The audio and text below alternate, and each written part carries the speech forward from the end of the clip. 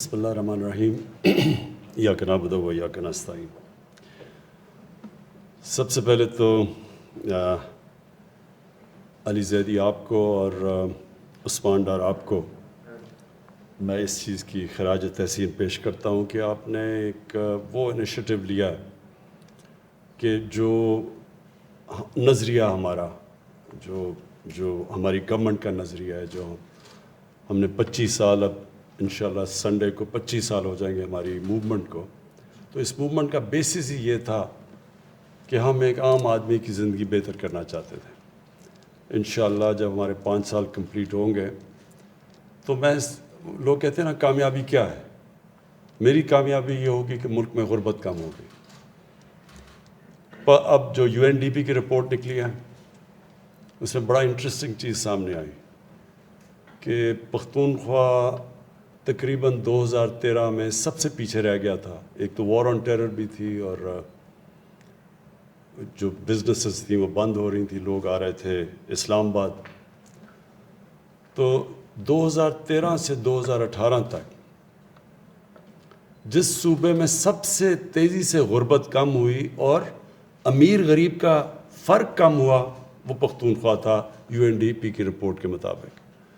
تو جو ہمیں ماشاءاللہ جو 2/3 اکثریت ملی تھی، اس کی مین ریزن یہ تھی کہ لوگوں کے جو عام آدمی کے حالات بہتر ہوئے تھے۔ تو 5 سال کے بعد انشاءاللہ جب ہم پھر جائیں گے لوگوں کے پاس، تو میں کامیابی یہ سمجھوں گا، یہ نہیں کہ ہمارے امیر کتنے امیر ہو گئے ہیں، ہم نے کتنے لوگوں کو غربت سے اوپر لے کے آیا، ان کو نکالا غربت سے۔ اور یہ جو آپ نے آج قدم اٹھایا، یہ وہ طبقہ ہے ماہی گیروں کا جو بہت ہی محنت کش اور مشکل زندگی گزارتے ہیں۔ ان کی زندگی آسان نہیں ہے، کیونکہ جاتے ہیں، کبھی مچھلی نہیں پکڑی گئی تو جس طرح دہاڑی دار ہوتا ہے، اگر اس کو اگر نہیں دہاڑی ملی تو کئی دفعہ ان کے گھر میں بچے بھوکے سوتے ہیں۔ اسی طرح یہ ایک ایسا پروفیشن ہے، اور بدقسمتی سے جو علی زیدی نے ابھی بات کی کہ بڑے بڑے ٹرالرز آتے ہیں باہر کے، کرپشن ہوتی ہے، ان کو آنا نہیں چاہیے، ان کو اجازت نہیں، لیکن ہم خود ان کے ساتھ ہمارے لوگ پیسے لے کے ان کو اجازت دیتے ہیں، اور وہ اتنی زیادہ ہمارے علاقے سے مچھلیاں لے جاتے ہیں، تو وہ اصل تو افیکٹ بیچارہ یہ جو چھوٹا ماہی گیر ہے یہ ہوتا ہے۔ تو ان کی، اور اگر اسی طرح چلتا رہا تو یہ بیچاروں کے لیے تو آگے بہت برے حالات ہیں۔ لہٰذا یہ جو آج آپ نے اسکیم ان کولیبریشن، اور میں یہ چاروں بینکوں کو بھی اس میں خراج تحسین پیش کرتا ہوں کہ چاروں ہی بڑے وہ بینکس ہیں جو کام کر رہے ہیں پاکستان کے لیے۔ ایک تو ہوتا نا بینک بنا ڈپازٹس گورنمنٹ کے لیے، یعنی گورنمنٹ نے قرضے لیے، بیٹھے بیٹھے پیسہ بن گیا۔ ایک ہوتا ہے جو ایکچولی بینک ایک انجن آف گروتھ ہوتا ہے اکانومی کے لیے، جو ساری اکانومی اٹھانا شروع کرتا ہے۔ تو یہ ان چیزوں سے اکانومی اٹھتی ہے کہ جب آپ سستے قرضے دیں، اور یہ جو آپ نے ابھی کامیاب جوان کے اندر ان ماہی گیروں کو قرضے دیں تاکہ وہ اپنی کشتی خرید سکیں، وہ پھر اپنے جال، اپنے جو پکڑنے کے لیے مچھلی نئی جو دنیا میں اکوپمنٹ ہے وہ خرید سکیں، پھر وہ اپنے آپ کو اپ گریڈ کر سکیں۔ یعنی یہ جو، اور اب میری ٹائم ان کی مدد بھی کر رہی ہے کہ وہ کولڈ باکس یا یہ جو کولڈ سٹوریج مچھلیوں کے لیے، یہ بالکل ایک سٹیپ آگے ہے۔ اور اسی طرح یہ جو سارا پروفیشن ہے مچھلی پکڑنے کا، یہ اوپر جاتا جائے گا اور یہ ویلیو ایڈ کرتا جائے گا۔ ابھی ہمارا ویلیو ایڈ بھی نہیں کرتے، وہ بیچارہ مچھلی، وہ سستی مچھلیاں بھی بیچ دیتا ہے۔ پھر اوپر سے کراچی کا بہت بڑا پرابلم ہے یہ جو آپ نے مینشن کیا، پولوشن کا، جس طرح سارا ویسٹ کراچی کی سالڈ ویسٹ اور سیوریج سارا جا رہا ہے سمندر کے اندر، اس کے اپنے پرابلمس ہیں۔ تو یہ ڈفرینٹ ایشوز کے اوپر آپ نے بات کی۔ میں سب سے پہلے تو اس پہ کہوں کہ یہ جو آپ نے آج کام کیا ماہی گیروں کے لیے، میرے خیال میں یہ انشاءاللہ یہ سارے لوگوں کی زندگیاں بہتر کرے گا جو کہ محنت کش لوگ ہیں، اور اس کے اوپر مسلسل ان کو ہم کوشش کریں گے ان کو اپ گریڈ کرنے کی۔ دوسری چیز، یہ آپ نے فشریز کی بات کی، پاکستان میں اس میں اتنا زیادہ پوٹینشل ہے، کئی چیزوں میں پاکستان میں بہت ہی پوٹینشل ہے، ایک دم ہی ملک ٹرانسفارم ہو سکتا ہے۔ ٹورزم بہت پوٹینشل ہے، ایگریکلچر بڑا بہت پوٹینشیل ہے. مثلاً یہ صرف سوچا ہی ہے تو آج انقلاب آ رہا ہے اب زیتون کا. جتنا اب زیتون کا درخت لگ رہا ہے یہ بالکل چینج کر دے گا. اگلے 2-3 سال میں آپ دیکھیں گے کہ پاکستان میں یہ اور وہ علاقے جدھر بڑے غریب لوگ رہتے ہیں, یعنی وہاں کچھ اگتا نہیں ہے, ادھر زیتون کے درخت آج اگ رہے ہیں, تو وہ لوگوں کی زندگیاں بدل جائیں گی آگے. میں کل بھی مینشن کیا کہ ایووکاڈو, کسی کو پتہ ہی نہیں ہے کہ یہ ہمارا یہ جو سارا علاقہ ہے یہ نارتھ آف لاہور سے آپ نارتھ چلے جائیں, سارا یہ جو علاقہ یہ ایووکاڈو کے لیے بہترین علاقہ ہے. ایووکاڈو ایک ویلیو ایڈڈ سبزی ہے جو سب سے زیادہ نیوٹریشن میں ہوتی ہے. تو یہ ساری نئی چیزیں آ رہی ہیں. پھر ایک جو ایران بڑا ایکسپورٹ کرتا ہے جو کیا نام ہے علی اس کا, کیا نہیں وہ جو زعفران, وہ بھی ایک اب ایسی چیز ہے جس کے اندر اتنا ویلیو ایڈ, اور وہ اس جگہ پہ اگتی ہے جگہ اور کچھ نہیں اگتا. تو جو ہم اب اپنی ذہن لڑائیں گے ہر جگہ پوٹینشیل. لیکن فشریز کی میں بات کر رہا تھا, اب کیج فشنگ ہے چائنا کے اندر, سارا ہمارا کوسٹ لائن پڑی ہے کراچی سے تھوڑا رائٹ لیفٹ پہ چلے جاؤ, ساری کوسٹ لائن پہ کیج فشنگ ہو سکتی ہے. یہ چائنا اس میں ایکسپرٹیز ہے. پھر دریاؤں کے اندر ہو سکتی ہے. پھر ہمارے پاس دریا ہے, کہیں بھی آپ کیج فشنگ کر سکتے ہیں.